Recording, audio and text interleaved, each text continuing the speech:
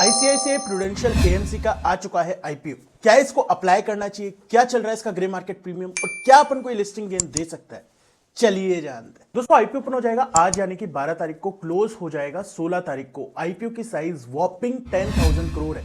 तो एक बेसिक सा डाउट आपके मन में आएगा कि यार शेयर होल्डर कोटा मेरे पास है नहीं और मैंने मिस कर दिया था, मैं 4 तारीख को लेना भूल गया। वैसे 4 तारीख से पहले कम से कम 4 बार मैंने रिमाइंड कराया था कि आईसीआईसीआई बैंक का शेयर ले लेना ओपन टेलीग्राम व्हाट्सएप चैनल पे, और ऑलमोस्ट सबने आपने ले भी रखा होगा। बट जिन्होंने नहीं भी ले रखा तो मैं आपको बोलूं, आप कुछ मिस आउट नहीं कर रहे। रीजन बीइंग, इस आईपीओ का साइज इतना बड़ा है और रिटेल पोर्शन इतना बड़ा है कि आपके पास अलॉटमेंट आने के चांसेस ऑलमोस्ट 100% है। देखो अभी तो केवल फर्स्ट डे है तो मैं इतना बता नहीं पाऊंगा, बट सेकंड डे या थर्ड डे पे मैं एकदम क्लियर कर दूंगा आपको कि शायद हो सकता है इसमें 100% अलॉटमेंट के चांसेस भी हो जाए। इसका मतलब क्या है कि आप जितना आईपीओ लगाओगे उतना आपको मिल जाए। लेकिन सवाल यही आ जाता है कि क्या आप ऐसी कंडीशन में आईपीओ लगाना चाहोगे। अगर रिटेल का पार्टिसिपेशन नहीं है या मैं कहूं इतना इंटरेस्ट नहीं है, तो कहीं ना कहीं रीजन उसका यही होगा कि जीएमपी ड्रॉप हो चुकी होगी और फिर इस आईपीओ को अप्लाई करे या नहीं।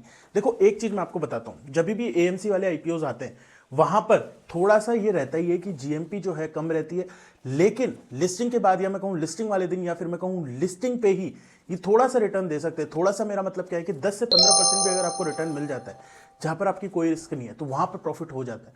तो अब क्या ये शेयर या मैं कहूं ये कंपनी भी आपको इतना रिटर्न दे सकती है, इसके लिए अपन को डिस्कस करना पड़ेगा। दोस्तों जितने लोग मुझे जानते हैं मैं आईपीओ का रिव्यू केवल 1 मिनट में बना देता हूं। अगर मैं इसके लिए बड़ी वीडियो बना रहा हूं तो एक चीज ये है कि मैं कभी भी वो चीज शेयर नहीं करूंगा जो ऑलरेडी लोग शेयर कर चुके हैं।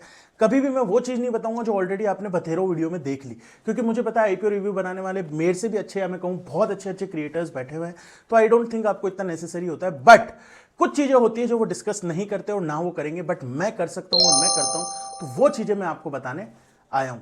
एक चीज जरूर कर लेना, याद से सब्सक्राइब कर लेना, क्योंकि 90% लोग वीडियो देखते हैं यूज करते हैं बट सब्सक्राइब नहीं करते, तो सब्सक्राइब कर लेना।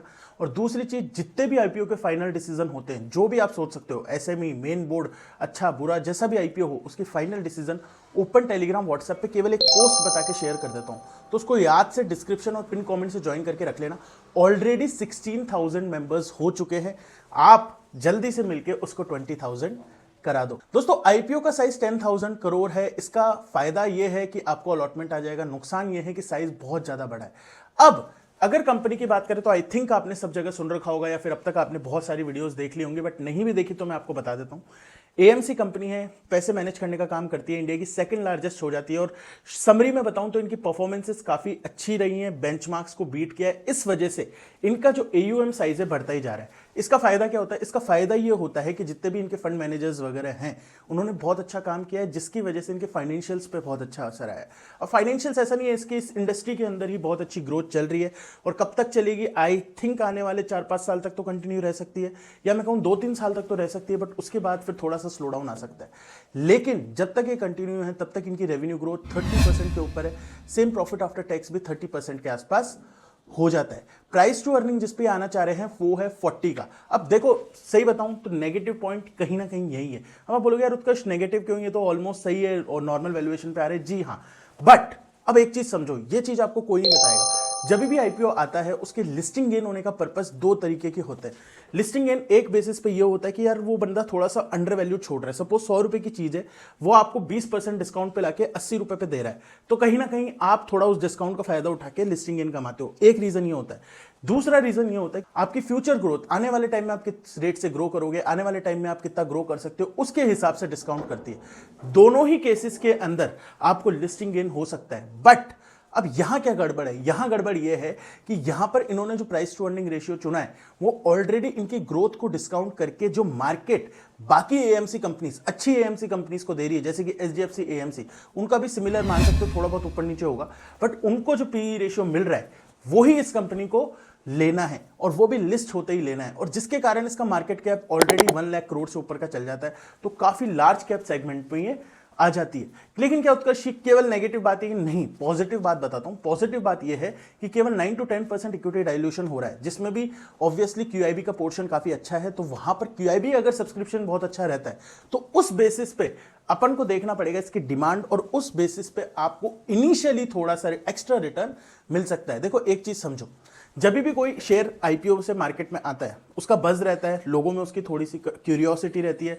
और जितने भी फंड मैनेजर्स या जो भी म्यूचुअल फंड वो भी एक इंसान ही है, उनके बीच में भी ये शेयर थोड़ा सा ट्रेंडिंग में रहता है। इसकी वजह से क्या रहता है कि डिमांड बढ़ती है। एट द एंड सब डिपेंड करता है डिमांड और सप्लाई पे। तो ये शेयर की जो भी आईपीओ आता है, ये नहीं कोई भी आईपीओ आता है, उसकी इनिशियली डिमांड जो होती है वो कंपैरेटिवली हाई होती है। फॉर एग्जांपल एचडीएफसी एएमसी है और आईसीआईसीआई एएमसी है, बहुत ज्यादा डिफरेंस नहीं होगा, थोड़ा बहुत होगा, बट जितना भी डिफरेंस है उसके कारण एचडीएफसी एएमसी अभी फ्लेवर में नहीं है। फ्लेवर में इन द सेंस कि लोगों को इतना पता नहीं है, लोग इतनी बात नहीं कर रहे, लोग इतना लेना नहीं चाह रहे, क्योंकि वो उसका आईपीओ आ चुका, आईपीओ के टाइम पे उसका भी बस होगा जो भी है। लेकिन क्योंकि आईसीआईसीआई एएमसी का अभी आईपीओ आया है, इन्होंने रोड शोज किए, इन्होंने बात की, इन्होंने तो अगर कहीं किसी के पास अलॉटमेंट नहीं आता है या कोई भूल जाता है या कोई थोड़ा बहुत भी फोमो में आ जाता है, तो फिर वो शेयर को लेने के लिए भागता है, या फिर मैं कहूँ थोड़ा बहुत तो ऑपरेटर भी चला देते हैं। तो ये वाली चीज रहती है जिसके कारण एक इनिशियली शेयर बढ़ता है।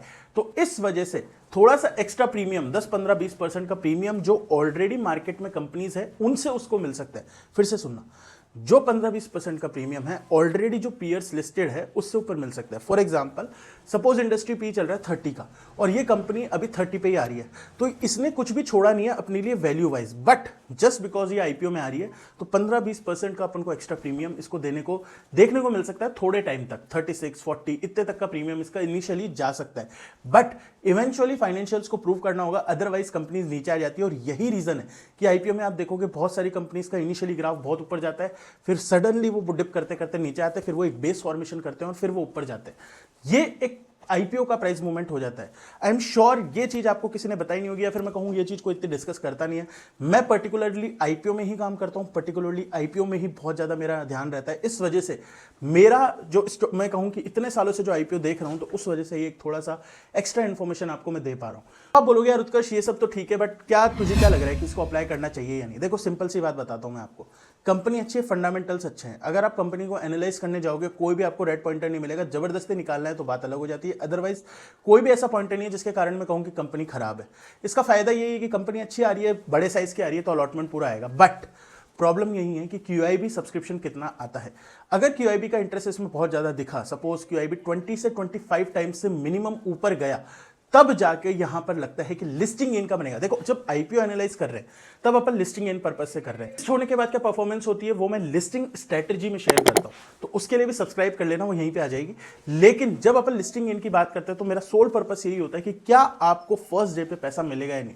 तो अभी तक जितनी इसकी ग्रे मार्केट प्रीमियम चल रही है, तो हो सकता है फ्लैट टू 5% तक की इसकी लिस्टिंग हो जाए, बट अगर यही क्यूआईबी सब्सक्रिप्शन अच्छा हो गया तो आपको 10% तक की लिस्टिंग गेन्स भी देखने को मिल सकते हैं। 10% कम नहीं होते जब आप ये सोचोगे कि आपको फुल अलॉटमेंट मिल रहा है। अगर आप ये सोचोगे कि 10 to 15% में क्या ही हो जाता है, तो आप खुद सोचो 3 से 4 दिन के आपको 10 से 15% मिल रहे हैं। It's a very very good return अगर आप कैपिटल पे सोचोगे तो।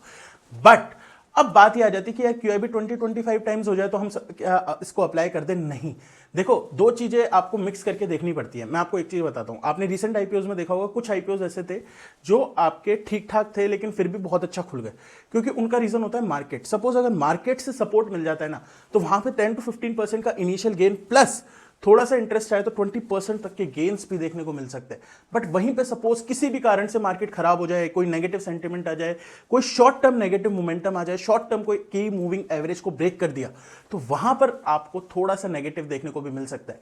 हालांकि इस केस के अंदर मैं बोलूंगा कि मैक्सिमम नेगेटिव रिटर्न जो मुझे लग रहा है अप टू -10% है।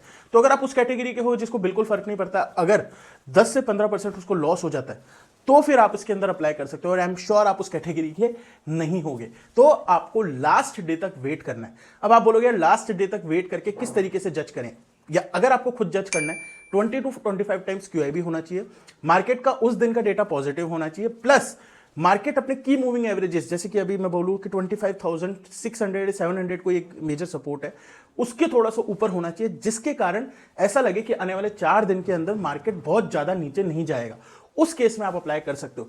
और फिर भी आपको लग रहा है कि यार उत्कर्ष ठीक है तूने बता दिया बट हमें समझ नहीं आता, तो आप open Telegram WhatsApp channel join कर लो। इस तरीके से फाइनल डिसीजन शेयर कर देता हूं। ये डिसीजन शेयर करने में आपको तो लगता है अप्लाई अवॉइड दे दिया, बट पीछे हमारी बहुत ज्यादा मेहनत होती है, बहुत ज्यादा हम सोचते हैं, एनालाइज करते हैं। जब 16,000 मेंबर्स आपके साथ जुड़े हुए हैं और वो देख रहे हैं, आप पे भरोसा कर रहे हैं, तो आपका ये रिस्पॉन्सिबिलिटी हो जाती है कि आप पीछे से बताओ। और इसी तरीके से कैनेरा रबैको की जीएमपी केवल 1%, उस टाइम पे मैंने सब्सक्रिप्शन और मार्केट डेटा को देखते हुए अप्लाई दिया था, और उसने मुझे पर्सनली एलजी इंडिया से भी ज्यादा प्रॉफिट बना के दिया था।